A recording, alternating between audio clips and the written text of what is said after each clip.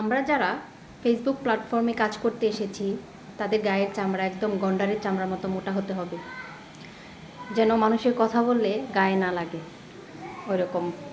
অনেকে আসলে আজে বাজে কথা বলে, যে অনেকে টিটকারি দিয়ে কথা বলে ফেসবুক থেকে কত ডলার ইনকাম করেছি বা করছি, এই ধরনের আর কি।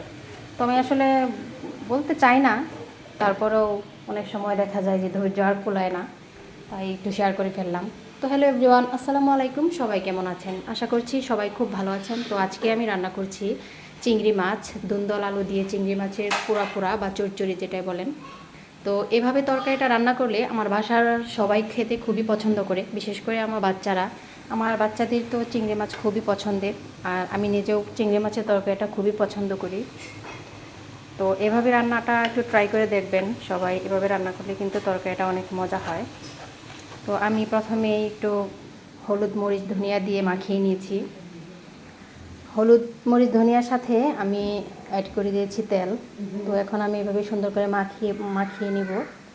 তো মাখানোর পরে চিংড়ি মাছটা অ্যাড করব, যেহেতু চিংড়ি মাছ দিয়ে তরকারিটা রান্না করব।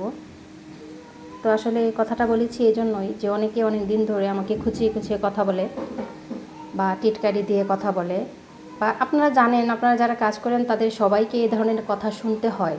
আসলে কি, আমি ডলারের জন্য বা টাকা এর জন্য, ইনকামের জন্য কিন্তু কাজটা এরকমভাবে প্রফেশনালি করি না। নিজের পছন্দ, তাই ভালো লাগে তাই করি। আর যদি ইনকাম হয় তাতে ক্ষতি কী বলেন আপনারা? কিন্তু এই ধরনের কথা বলা আসলে ঠিক না। কোথায় মানুষ কখন কোথায় কোন জায়গায় পৌঁছে যায় আসলে বলা তো যায় না। তাই প্লিজ এভাবে কাউকে কথা বলবেন না।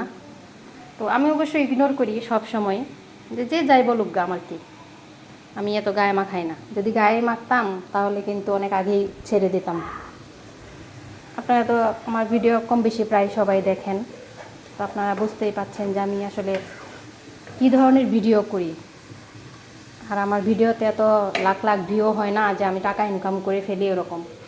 তবে আশা আছে ভবিষ্যতে ইনকাম হতেও পারে। তো এই তো দেখেন আমার ভাইরে ভাই, যারা সফলতা অর্জন করেছে তারা কিন্তু ছোট থেকেই বড় হয়েছে। তো প্রথমেই কিন্তু হুট করে তারা ওইরকম তাল গাছের উপরে উঠে পড়ে নাই, আস্তে আস্তে ধীরে ধীরেই উপরে উঠেছে।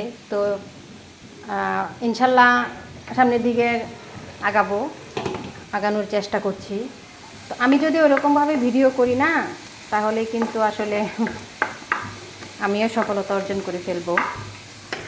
সারাদিন যতটুকু সময় পাই আসলে ততটুকু সময় আমার বাচ্চাদের পেছনেই দিই, ওরকমভাবে কাজ করি না।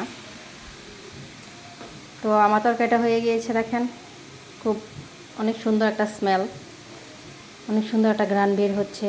খেতেও খুবই মজা হবে ইনশাল্লাহ। আপনার বাসায় ট্রাই করে দেখবেন, এভাবে রান্না করবেন। ভিডিওটা ভালো লাগলে লাইক কমেন্ট শেয়ার করে দিবেন। সবাই ভালো থাকবেন, সুস্থ থাকবেন, আর আমার জন্য বেশি বেশি করে দোয়া করবেন, মানুষের বদ নজর যেন না লাগে।